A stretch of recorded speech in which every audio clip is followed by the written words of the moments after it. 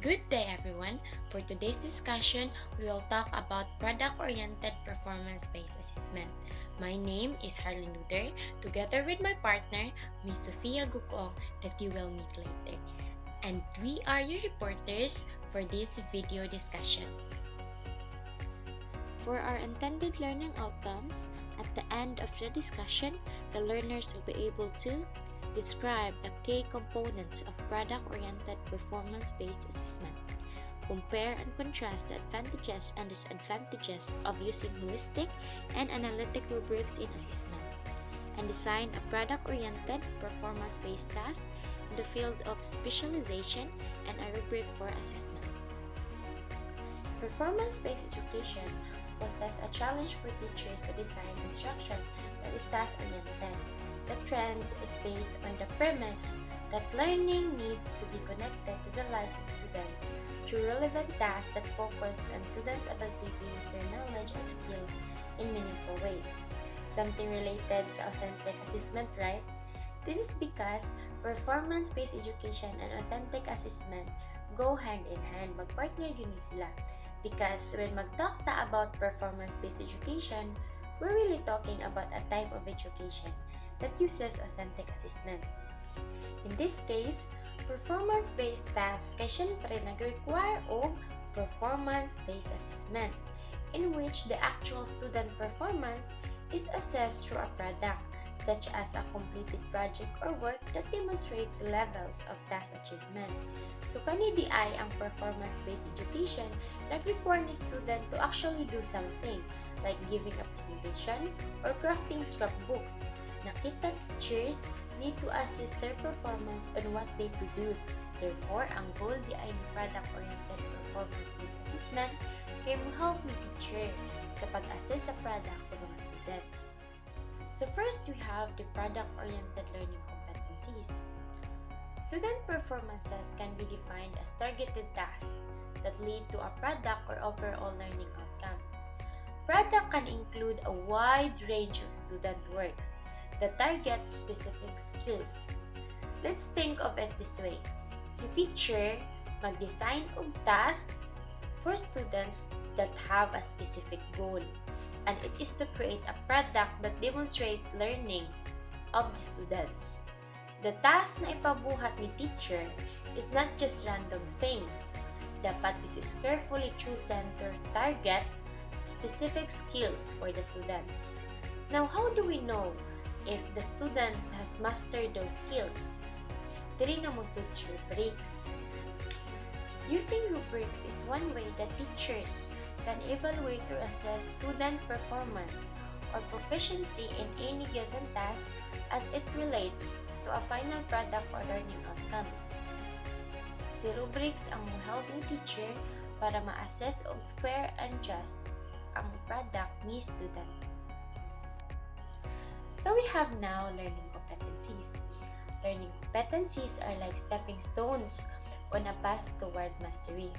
These are specific skills and knowledge that the students need to acquire to become expert in a subject. The learning competencies associated with products or outputs are linked with an assessment of the level of expertise manifesting by the product.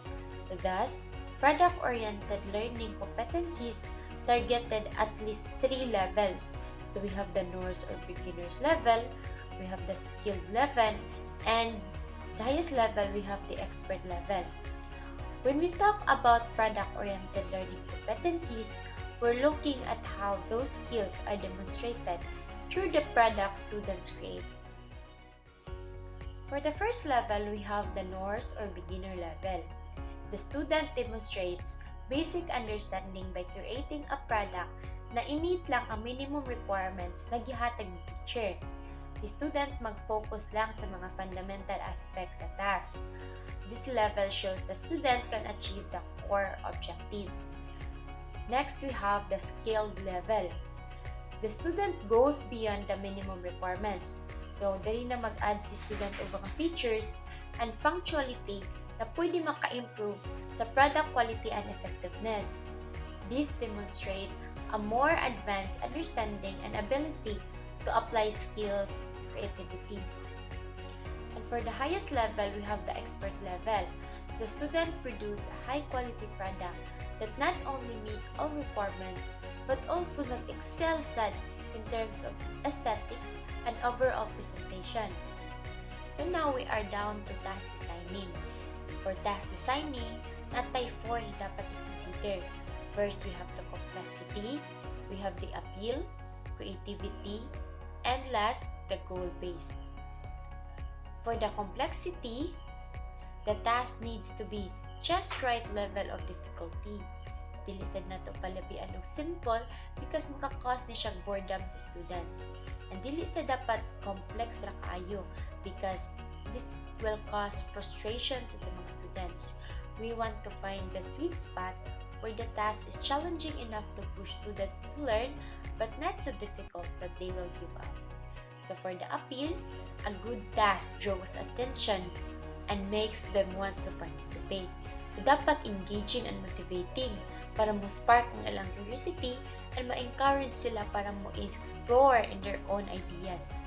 We want tasks that promote self-discovery and allow students to learn through their own exploration. And for the creativity, teacher, ayaw kahadlok na i-encourage student to think outside the box. The task should allow for creative problem solving and exploration of different presentation methods. Even with the same materials, students can come up with unique and innovative solutions. For the goal-based, the task must directly support a specific learning objective. It shouldn't be assigned just for the sake of producing something. So, ang every task dapat na ang ginay purpose. It should directly support a specific learning objective. So for wrapping up, task designing is like creating learning experiences that are just right for the students. Dili man pwede og basta kay maghatag lang kalargo og task ni student kay para lang naa sila something to do. As teachers, we need to carefully craft that atong ihatag sa atong students that are engaging, challenging, and also meaningful.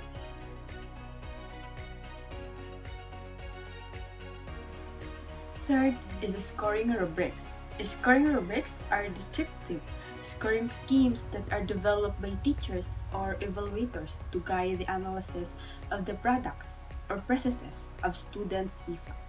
Scoring rubrics are typically employed when a judgment of quality is required and may be used to evaluate a broad range of subjects and activities.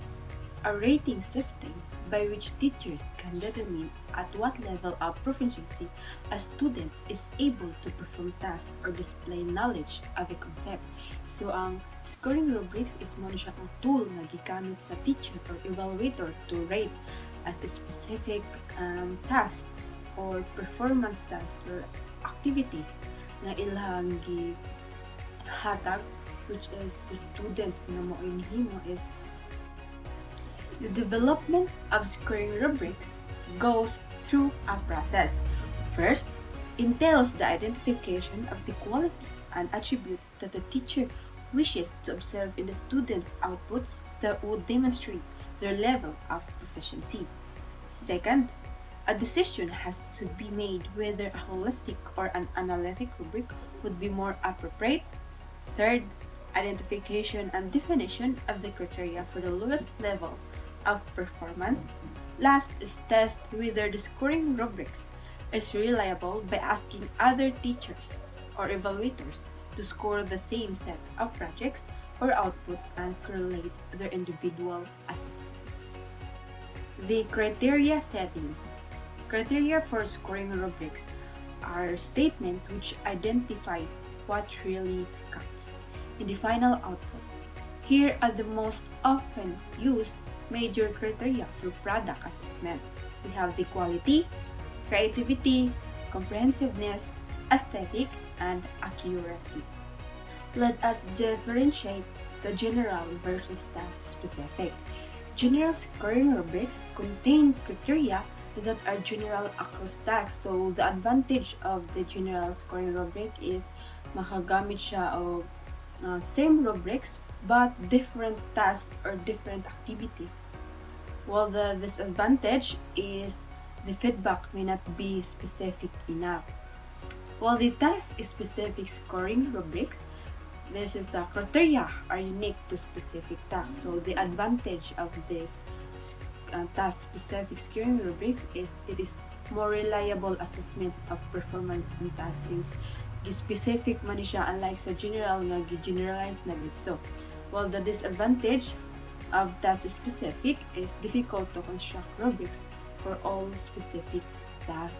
Yes, unlike sa general kay dali ra kayo siya maka-construct since usara man siya og rubrics across different tasks. Well, task specific is lain nga task, lain activities, lain gyud siya og rubrics. So it is not easy to construct a rubrics. There are two types of rubrics. First is the holistic rubrics. A holistic rubric is a type of rubric that requires the teacher to score an overall process or product as a whole. Its advantage are its simplicity and the ability to provide a reasonable summary rating. Advisable to use when a teacher wants a fast result of students' performance, a single rating is already enough to define it. So, a holistic rubrics is more shortcut para mas dali nga maka-rate ang teacher or evaluator sa iyang gihatan na task or activity.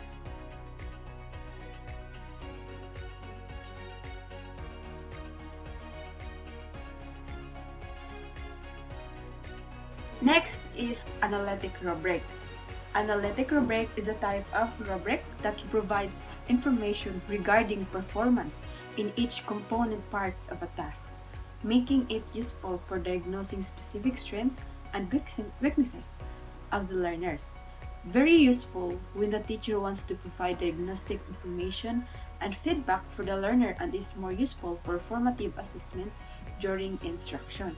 Students are able to identify their strengths as well as their weaknesses more clearly. So, kaning analytic rubric is mano siya ang task-specific rubric which is specific yun kung unsa na siya nga task and also mag-provide ang kaning analytic rubric is mag-provide siya mo information kaning specific yun pero dali ra maka-identify nimo kung unsa after nga makahibaw ko sa score dali ra ma-identify sa learners sa students kung asa sila mas lack asa nga part sila kuha o asa sila dapit nag-work.